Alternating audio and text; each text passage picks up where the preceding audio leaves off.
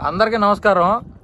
జగన్మోహన్ రెడ్డి చేసిన అరాచకం వైజాగ్లో ఏదైతే ఉందో, ఋషికొండకి గుండు కొట్టాడని చెప్పాం కదా, ఆ గుండుని పూర్తిగా కవర్ చేయడానికి మేము సముద్రం మధ్యలోకి వస్తే కానీ అది మొత్తం కవర్ అవ్వని పరిస్థితి.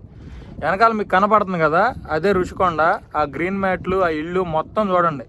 ఇక్కడ చక్కగా టూరిస్ట్ ప్లేస్గా ఉన్న ఋషికొండని ఈడు హెలిప్యాడ్లు పెట్టి అదేదో బిల్డింగులు కట్టేసి నెక్స్ట్ కూడా నేనే వస్తాను, ఇక్కడి నుంచే పరిపాలన చేస్తాను అనే అభూత కల్పనలో జనాలను పెట్టడానికి ఈడి రచ్చంతా చేసిన పరిస్థితి.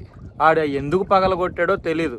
అదేవిధంగా ఇక్కడి నుంచి పరిపాలన చేస్తా, ఇదే రాజధాని అని చెప్పిన జగన్మోహన్ రెడ్డి మిలీనియం టవర్స్లో ఉన్న ఐటీ కంపెనీలన్నిటికీ నోటీసులు ఇచ్చి మరి పంపించేసి అక్కడ మంత్రులకి కార్యాలయాలు పెడతానన్నాడు. అక్కడ మంత్రులకి కార్యాలయాలు ఇప్పుడుదా పెట్టింది లేదు, ఆ కంపెనీలను ఉంచింది లేదు.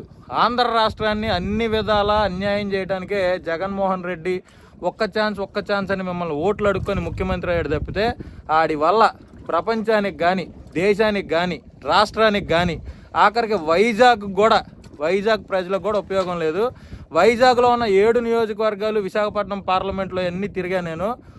ఒక్క అసెంబ్లీలో అయినా జగన్మోహన్ రెడ్డి నీకు కానీ, నీ పార్టీ నాయకులకు కానీ, నువ్వు 5 ప్రాంతాల ఆంధ్ర రాష్ట్రాన్ని అప్పచెప్పావే 5 రెడ్లకు కానీ దమ్ము ధైర్యం ఉంటే విశాఖ పార్లమెంట్లో ఒక్క సీట్ అన్నా నువ్వు గెలవాలని, గెలిచి చూపించి నువ్వు నిజంగా మొగడు అని నిరూపించుకోవాలని మనస్ఫూర్తిగా కోరుకుంటున్నా.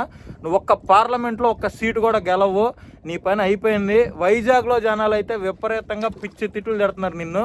ఆ విషయాన్ని నువ్వు గుర్తుపెట్టుకోవాలని మనస్ఫూర్తిగా తెలియజేస్తూ అందరికీ నమస్కారం.